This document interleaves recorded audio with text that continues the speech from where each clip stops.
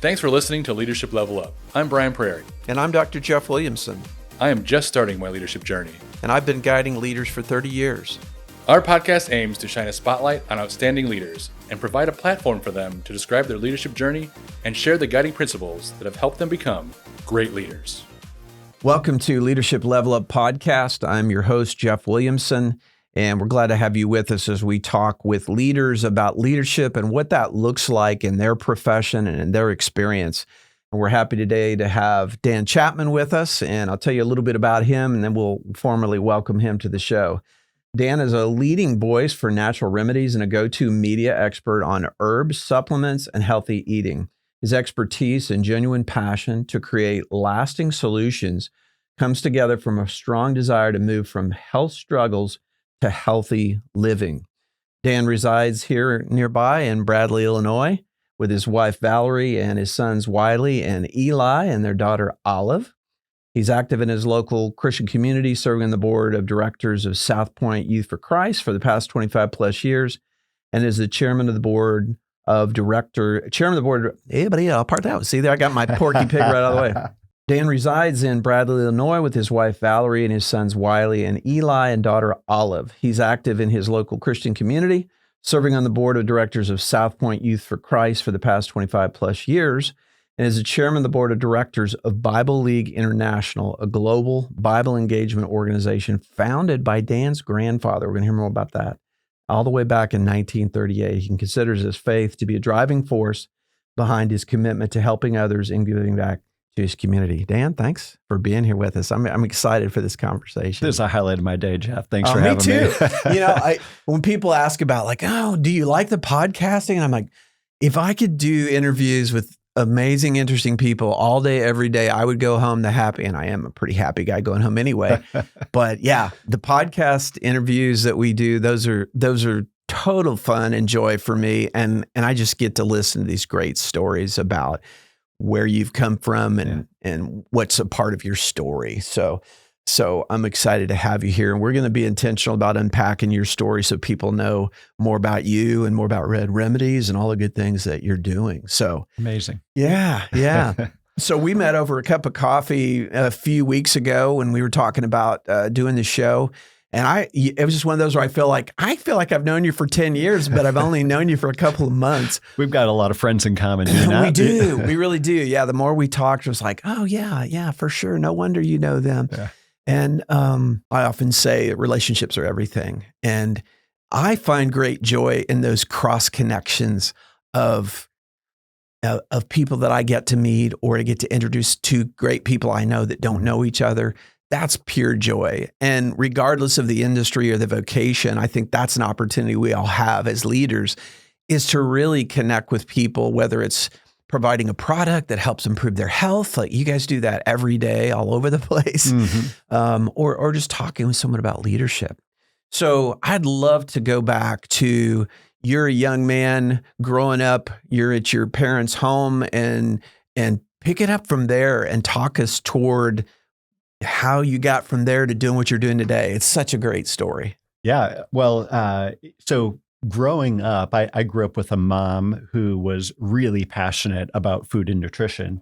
And that passion came from a place of really her own life change. Mm-hmm. So before I was born, back in the 1950s, my mom was really sick. So at that time, she was a young lady in her mid-20s, newly married to my dad, and found that as a young adult, her body, I'll just say, wasn't cooperating well. Yeah. And she was really struggling, most predominantly with issues of anxiety. And for her, it wasn't just a little bit of anxiousness, like a stressful day, but it was show-stopping anxiousness that would kind of wash over her. Wow. And when you live life like that long enough, it's exhausting. So my mom struggled with fatigue. And if you live life like that long enough, you're going to struggle a bit with depression. Sure. And none of that made sense to my mother. Yeah. She thought as a young lady and newly married that life is good. Yeah. What is going on? Why do I struggle some days to be happy or to put a smile on my face when life is good? And so it didn't make sense to her. And as she went to different doctors to try to figure out what was going on in her body, especially at that time, emotional health issues were not well understood. And so there was really no concrete reason that she felt that way that was given. and certainly no concrete thing that she could do to get better.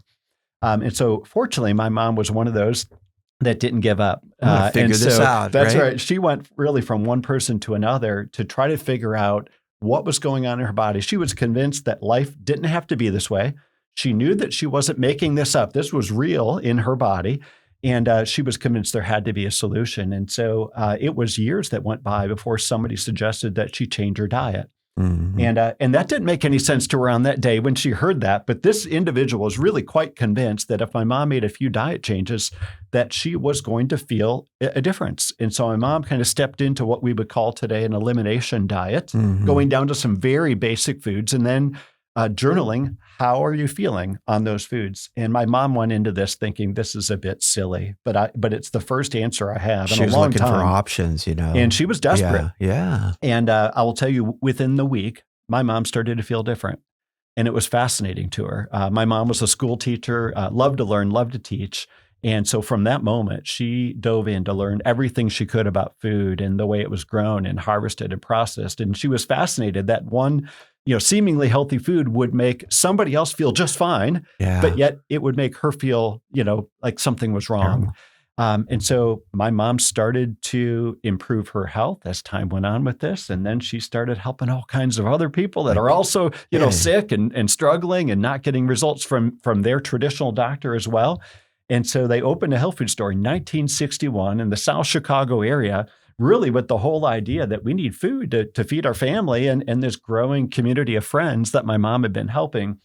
And they really just decided that they're going to give it a year and see what happens with this. So my mom and dad prayed about it, and they felt like they would give it a shot. And they said 1 year. That's what we're going to give it, is 1 year. Yeah. And Sunrise Health Foods still exists today. I still own the business. That's exciting. And I've got 5 stores in the South Chicago area, one in I think you're all going to make it, Yeah, I think we're going to be all right. I think so. Be all right. What, 60 plus years later? That's right. And so it was a blessing for me to grow up in a very entrepreneurial family, and to have the ability to kind of step into some of that at a young age. And so I have been, I'll say working at Sunrise since, probably the time I was making messes and not really doing a whole lot to help, from the time I was a guy in high school and college and kind of running things. And I've taken it from there.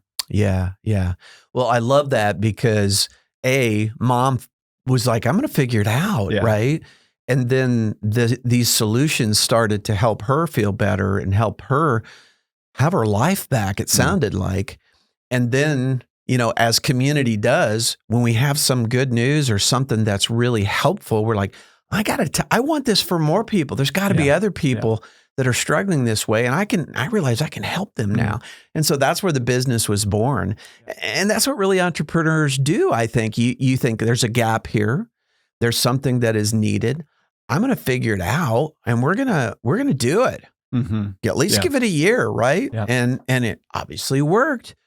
So you grew up around that family business, right? And saw the work and the struggle both from, okay, well, here's where we're at, here's where we need to be, and to where it out. Yeah, tell us a little more of the rest of the story then, if you would, about hey, here's how it grew from there. Besides this community of people who relied on the first Sunrise store to places you are now, and there's just so much of a bigger story now. Yeah, so I think a lot of it for me came out of a couple of things. Like my mom, I was fascinated with health and nutrition and herbs specifically, and just the way that these herbs could literally change somebody's life health-wise. And so I loved the experience of helping a customer, I'll say, solve a health challenge. And so for me, I also really enjoyed the idea of business and kind of the game of business, if you will. And I felt like, well, the more we grow, the more people we're going to help. And so for me, it was always the idea of how can we grow Sunrise Health Foods into more communities. And so we've done that a bit. But also, how do we, I'll say, get outside of those 4 walls a little bit. And so that's where Red Remedies came along. In 2005, I started manufacturing our own herbal formulas. And that came from a couple of places. As our industry had grown quite significantly, A lot of the brands that I'll say I grew up loving and appreciating as they're sold off, I'd say a bit of the heart and soul maybe was sold off with that. And I really felt like there is a need for a supplement company that is completely focused on getting results for that customer. So much of my industry kind of turned to be marketing driven and maybe just a little bit less results focused in that. And the industry is still probably pretty significantly that way, if we're being really honest. You know, I mean, how many herbal supplements are on the market today in this country? There's literally thousands of brands and, tens of thousands of products. And so many of them have a marketing push and maybe not so much background in the science of nutrition and herbalism. And is that the right herb? Is it the right part of the plant? Is it the right extract? Is it the right combination of herbs? And so we kind of dove deep into those things. We have a very specific process we follow to make an herbal formula. And I only do formulas because I believe a formula can solve a health challenge significantly better than a single ingredient. Okay. And so we have been doing that for about 17 years now. We've got about 40 different herbal formulas to solve all kinds of very specific health challenges. And Red Remedies is sold in health food stores all over the country and a little bit international. And so I'm grateful for the opportunity to do that and the blessing of being able to help people. Yeah. I think when we talked previously, you said something like there's over 350 stores just in the U.S. that carry your products. So yeah, we're in about 1,500 health food stores around this country. Yeah. Okay. So it's even more. Yeah. And there's still a few more out there that we like to be in. Sure. But of course. We're growing nicely. Yeah. That's terrific. And so wherever somebody's listening to this episode, you can probably find some Red Remedies products right nearby, most likely, with that number of outlets or stores, so to speak, that you're in. So there's both the formulas that Red Remedies provides, and then you have the Sunrise food stores as well. How many of those are of the brick and mortar stores? Yeah, so Sunrise Health Foods has 5 locations, and they're all local to the I'll say the Kankakee-ish area. One is down in Peoria, Illinois. Then we have one in Country Club Hills, Flossmoor, and Lansing, Illinois, and then one over in Valparaiso, Indiana. Okay.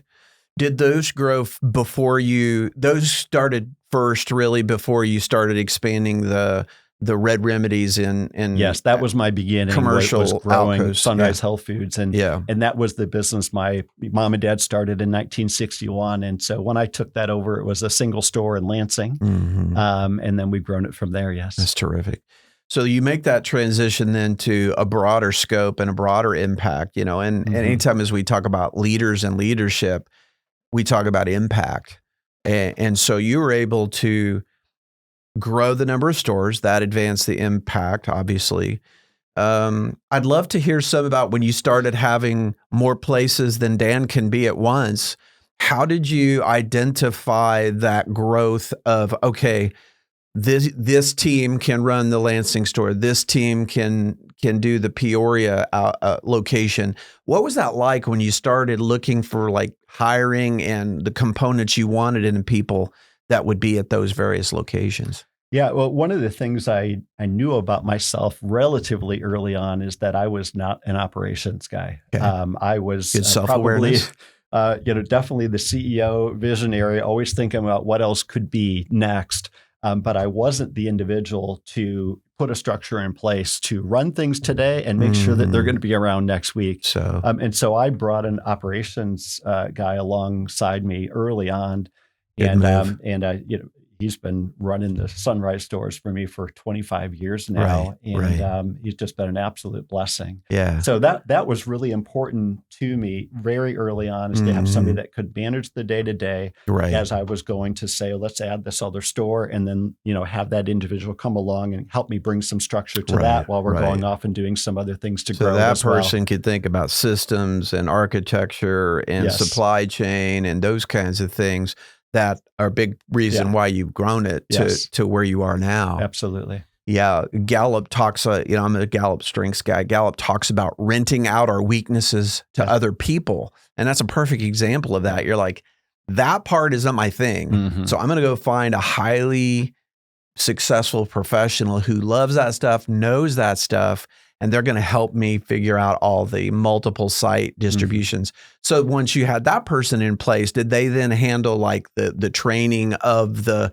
different location managers or coordinators? Yes. Yeah. I mean, that individual really did the majority of the hiring. Okay. And so for most of my career, even at Sunrise Health Foods, before I started Red Remedies, I was really not day to day. It was more growth and marketing and elements of customer service. Right. So those types of kind of forward facing positions. Yeah. So you're the type of CEO that you're always looking down the road. There's always that futuristic take of like, hey, things are good and we're doing a lot of cool stuff, but what if we could start this maybe in 24 months, right? And then you go to your operations guy and say, am I crazy or could we do this? And typically the answer is I'm crazy.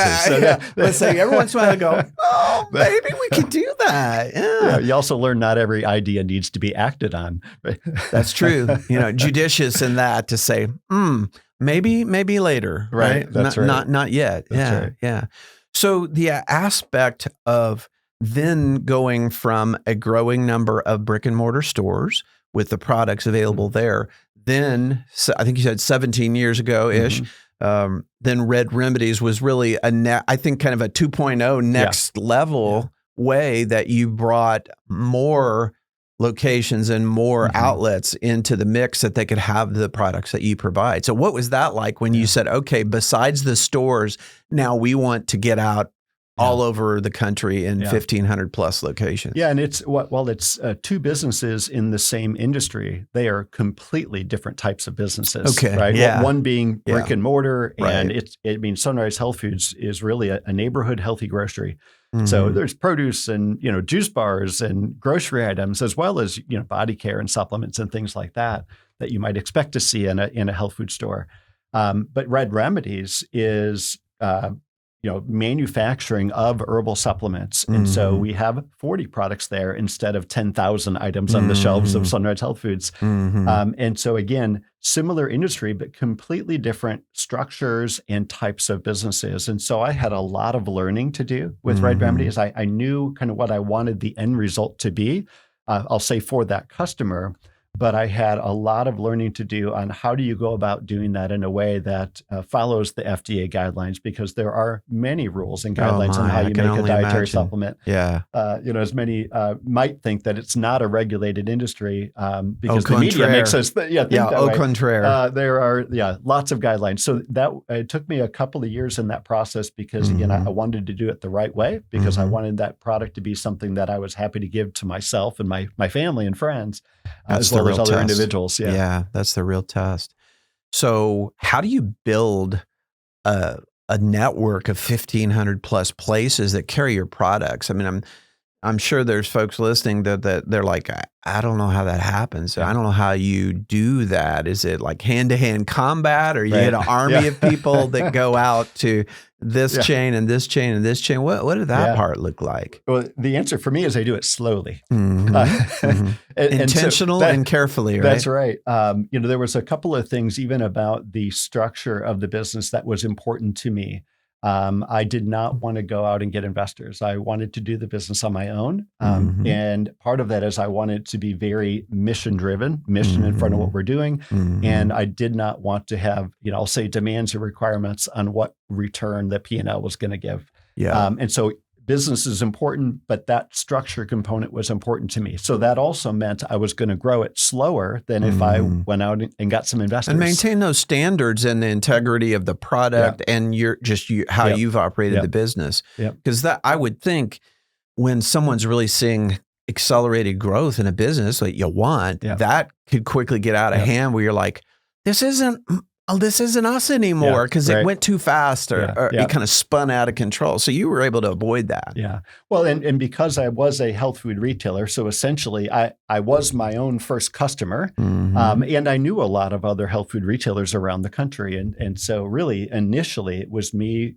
calling on, I'll say, some of my friends that had other health food stores. Established familiarity already. Yeah. And some stores that, might have known of me and my stores, but we didn't know each other. So you call and You make an appointment, you present your product. Could I share my story? And so you go out and you start doing the sales yourself because that's how you're going to learn to do it. And then little by little, you bring on, one sales rep and then another sales rep. And so it is slow and steady growth, but something in order, again, to learn to make sure that once that product goes out, will it sell off the shelf? Will that customer appreciate it as much as you think they ought to appreciate it and buy that second bottle? Yeah, exactly. Yeah. So you really were able to capture the momentum, but not get too far ahead of it to where you're going to go, we're going to bring on 10 salespeople and we really needed 6. That's right. That's right. Yeah, I got to change somebody's life because we don't need as many people as we thought. And it sounds like that, those are some of the things you were trying to avoid as well. Wow. How exciting is that? So, here we are 2023 and you've been very successful in both of the pathways of the business. What would you say if I look to, 23, 25, 28, 30 and beyond, what are some things that you'd like to see for the businesses from your perspective? Well, I think the things that I'd like to see is just further impact and education.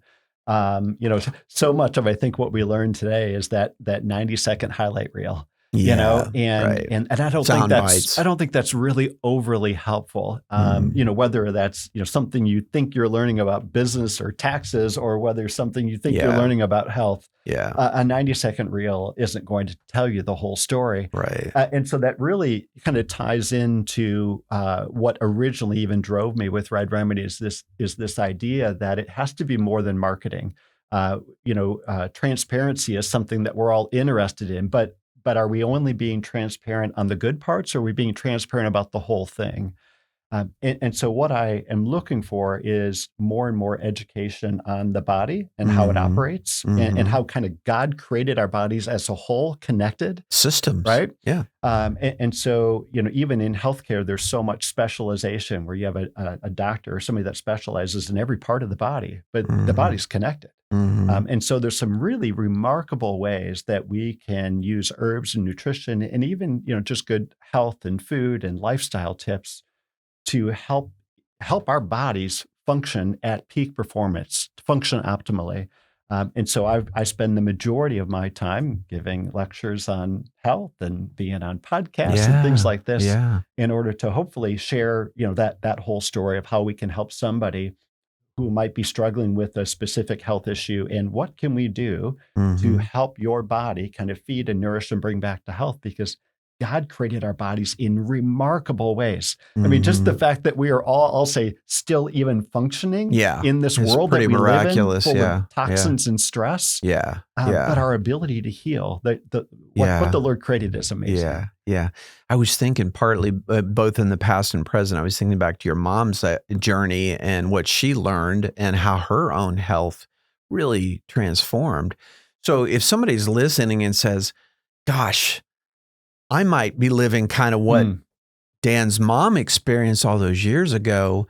I sure wish I could get some feedback or I could get some direction on how I might change my diet and change some of the things that I'm taking in to help with all these kinds of things. I mean, what would someone do to say, tell me more, but I'd like to find out where to even start? How do they do that?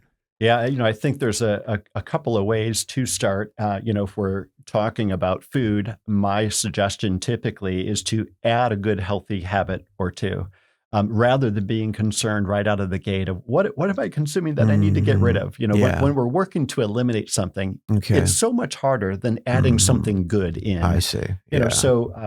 Start your day with a nice glass of water.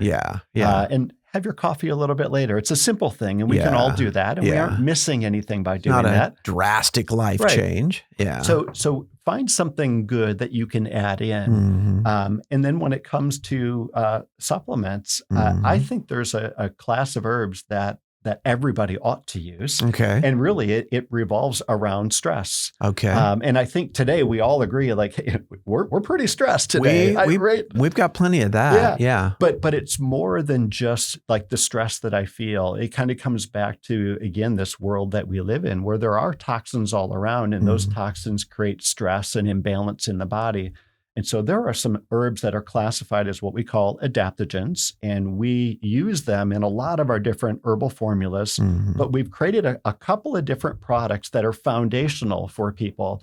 And so I say it's pretty simple. If you're a man, I encourage you to look at our True Energy product. It's adaptogen based, meaning it's going to help your body deal with the negative impact of stress. And True Energy is going to nourish your adrenals, your thyroid, and your liver. We won't take the time today to explain why that's important, but it is. Have to be another episode just on that, right? So if you're a man, start with True Energy, and it will help protect your body from the negative impact of stress. You're going to find that you feel better, your body functions better.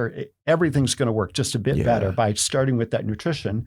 And if you're a lady, start with a product that we call Peaceful Mama. And that's a cute name. I like that. And who's not in favor of that, right? We all need that. And it's a formula designed specifically for women, again, to help deal with stress, because women do experience stress different than men. No doubt. And so I say Peaceful Mama is not just for mamas, it's for all women, whether you're a teen or all the way up into maturity. And so you start with one of those foundations, and you will see within the first month that it will make a difference in how you feel.